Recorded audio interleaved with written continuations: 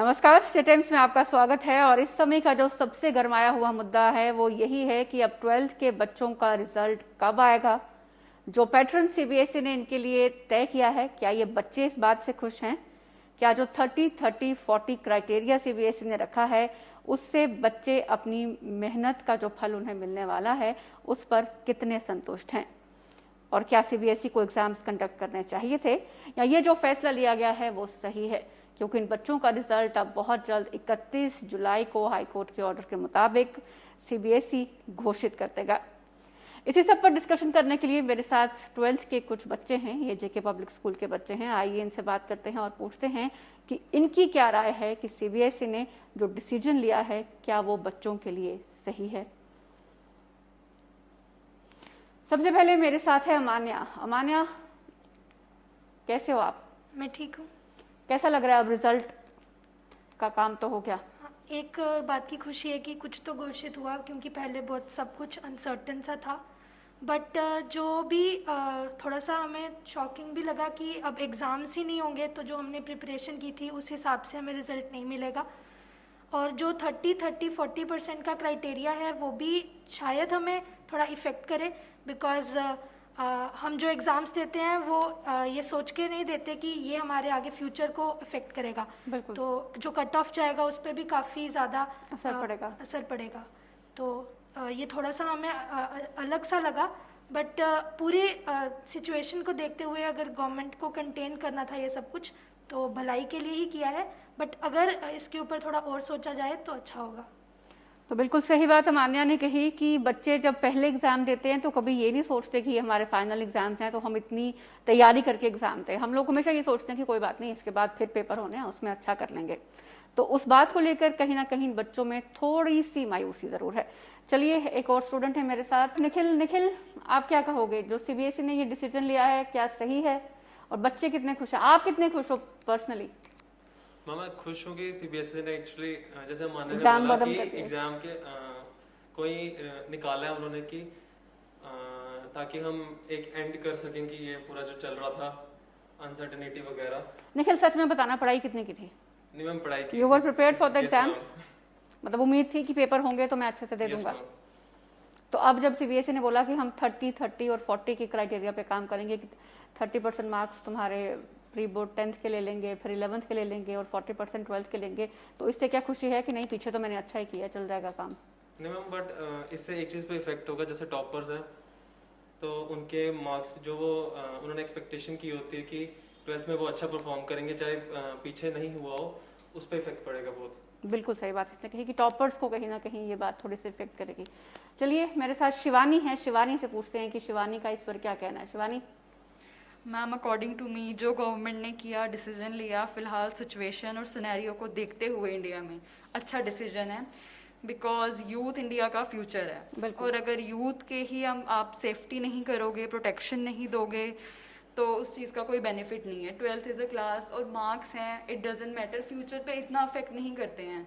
Marks के basis पे future decide नहीं होता है, ठीक है। बाकी और जो क्राइटेरिया सीबीएसई ने रखा है 30, 30 एंड 40, तो 30% 10th के ठीक है, क्योंकि 10th बोर्ड होता है, बच्चे मेहनत करते हैं, सब गुड स्कोर करते हैं। बट 11th की बात करूँ तो 11th एक सडन चेंज होता है आफ्टर 10th, जिसमें बच्चे एकदम न्यू होते हैं स्टूडेंट्स, वो अपने आप को अडेप्ट नहीं कर पाते हैं सिचुएशन में। तो most of the students 11th class में गुड स्कोर नहीं करते हैं। तो इस वजह से 11th का जो वेटेज है 30%, वो ज़रूर कहीं ना कहीं 12th की परसेंटेज पे गुड बच्चों को, मतलब जो अच्छी स्कोरिंग है या ओवरऑल सबको काफ़ी इफेक्ट करेगा।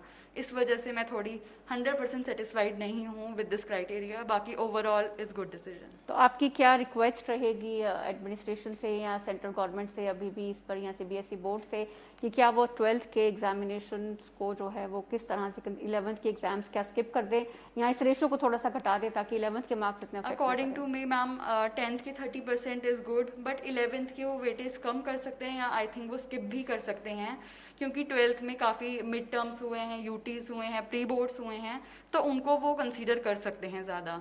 अभी 40% वेटेज है तो वो उसको 60% भी कर सकते हैं, और 30% वो और 40% 10th का रख लें। बट आई थिंक 11th थोड़ा अनसर्टन ही रहेगा। बिल्कुल। बिल्कुल सही बात इसने कही कि 11th में जब हम नए अपने सब्जेक्ट चूज़ करते हैं, एक नए स्ट्रीम में जाते हैं, तो कई बार बच्चे बहुत से लटरमस्त हो जाते हैं कि ओहो बंक भी तो करना, अब 11th में आए हैं, ट्रेंड बना होता है कि हमें बंक करना है 10th के बाद, अब हम बड़े स्कूल में आ चुके हैं, अब हम बड़े हो चुके हैं। तो इसलिए इन बच्चों का ये कहना ज़रूर है कि 11th के मार्क्स को कहीं ना कहीं CBSE को और गवर्नमेंट को थोड़ा सा नज़रअंदाज करना चाहिए, क्योंकि 11th बच्चों की तकरीबन लटर-मस्ती वाला साल ही रहता है। पढ़ाई तो की होती है, लेकिन फिर भी कहीं ना कहीं 11th के मार्क्स इनको 12th में ज़रूर इफेक्ट करेंगे। हमारे साथ है महक। महक, आप क्या कहोगे इस सब पे? Ma'am, I am not fully satisfied, क्योंकि हम लोग एक माइंडसेट लेके चलते हैं 12th में भी कि हाँ हम इतना स्कोर करेंगे, कि मतलब we have scored good previously, तो हमें होता है कि नहीं 12th में we will score this much. तो अभी हमें ना प्री बोर्ड्स का टाइम मिला, हम ऑनलाइन क्लासेस से भी सेटिस्फाइड नहीं थे। तो जब एक टाइम प्री बोर्ड्स हुए, उसकी अगर परसेंटेज लेके स्कूल वाले 40% देंगे, तो मुझे नहीं लगता कि हमारी वो परसेंटेज आ पाएगी जिसके बेसिस पे हमें आगे कॉलेजेस में एडमिशन्स मिलेंगी। एंड लाइक शिवानी सेड कि मार्क्स डिसाइड नहीं करते हैं, इफेक्ट नहीं करते हैं, स्टिल हमारा एक एम होता है कि हमने इस कॉलेज में जाना है, DU में एडमिशन लेना है या एनी अदर कॉलेज। तो जैसे नॉन मेड वालों का बेट्स प्लानी वगैरह का प्लान होता है, तो मतलब वही परसेंटेज काफ़ी इफेक्ट करेगी, हमें हमारे एम्ड कॉलेजेस में भी ना मिले। तो I am not satisfied somehow, कि रेशियो से सेटिस्फाइड नहीं हूँ। आप क्या रिक्वेस्ट करना चाहोगे CBSE बोर्ड को और गवर्नमेंट को कि इस कंटेक्स्ट में क्या करे कि वो स्टूडेंट्स की थोड़ी सी परेशानी और कम हो सके? लाइक रेशियो डिक्रीज़ कर सकते हैं 12th एंड 11th की एक्चुअली, क्योंकि मतलब 11th में तो वैसे ही बच्चे कुछ खास स्कोर नहीं करते हैं, हम न्यू होते हैं फील्ड्स में, तो उस टाइम प्रॉब्लम्स आ रही होती हैं कि कभी कुछ समझ नहीं आता है। तो और 12th के जब स्टार्टिंग होती है तब भी हम मज़े में होते हैं, और हमारा तो पूरा साल ही वेस्ट गया है ना। स्टार्टिंग में पहले क्लासेस शुरू नहीं की गई थी, जब शुरू की गई तब प्रेशर डाल दिया। तो आई थिंक रेशियो डिक्रीज होनी चाहिए। तो महक का भी यही कहना है कि कहीं ना कहीं गवर्नमेंट को और CBSE बोर्ड को एक बार इस बारे में ज़रूर सोचना चाहिए कि जो इस क्राइटेरिया में 11th को 30% वेटेज दी गई है, उसे कहीं ना कहीं घटाया जाए, और जो इनके 12th के एग्ज़ाम्स हुए हैं, पीरियोडिक टेस्ट हुए हैं या प्री बोर्ड्स हुए हैं, उनको थोड़ा सा ज़्यादा कंसीडर किया जा सके। चलो बच्चों, अब बात करते हैं तुम्हारे नेक्स्ट फ्यूचर प्लान्स की। तो महक, क्या प्लान है आगे, क्या करोगे? अभी 31 को रिजल्ट तो आ जाएगा, उसके बाद क्या सोचा आगे क्या करोगे? पहले तो I was from commerce stream, but एक मतलब तुम पढ़ के बाद में डिसाइड करते हो ना, थोड़ा टाइम मिलता है, अपने आप को एक्सप्लोर करते हो। तो I decided to go for UPSC, so I choose BA + LLB, कि एक मेरा सेकेंडरी ऑप्शन भी रहे LLB and BA for like UPSC exams, क्योंकि उसमें सब्जेक्ट्स वही होते हैं कि हम आगे स्टडी कर सकें। So my aim is to become an IAS now. All the very best to you. Thank you. Shivani, क्या सोचा है आगे क्या करोगे?